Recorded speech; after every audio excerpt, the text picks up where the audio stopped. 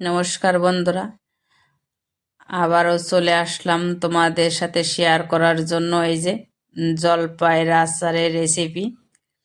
তো দেখো, জলপাই বাজারে এখনো আছে। ফুরিয়ে যাওয়ার আগে আবারও জলপাইয়ের আচার করে রেখে দেব সারা বছর খাওয়ার জন্য। 5 কিলো জলপাই নিয়ে এসেছি। তো এখানে আমি এই সাইজের করে কেটে নিয়েছি জলপাইটা। কড়াইয়ে জল দেব লবণ, হলুদ, গরম করে নেব জলটা একটু। দিয়ে দেব এই কেটে রাখা জলপাই আচার করার জন্য যেটা রেখেছিলাম। বেশি সময় বাপাবো না, অল্প সময় বাপিয়ে নিলাম, তুলে নিচ্ছি।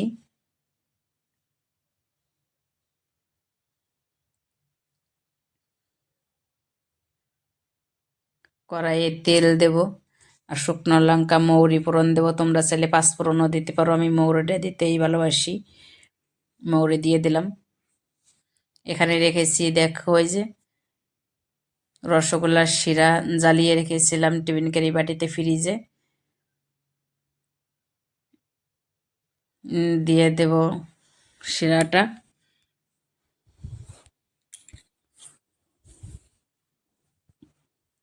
তোমরা চাইলে গুড় চিনি দাও করতে পারো।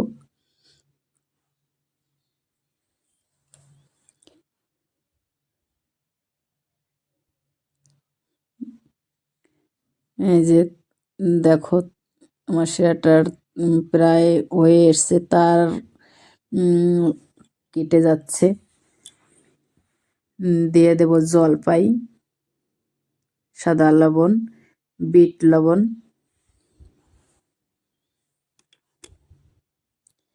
আস্তে আস্তে নাড়বো, না হলে ভেঙে যাবে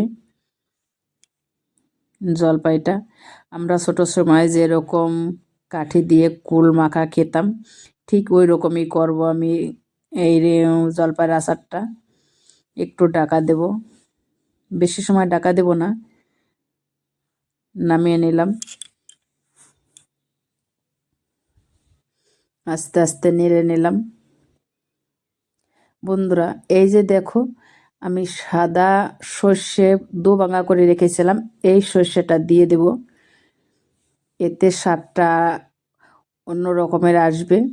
আর ঘরে করে রাখা আচারের মশলা, যেটা আমি বানিয়ে রাখি সব সময়, এই আচারের মশলাটা যতটা ভালো লাগবে এই আচারে, ততটা নিরামিষ সবজিতে দিলে পরেও ভালো লাগে।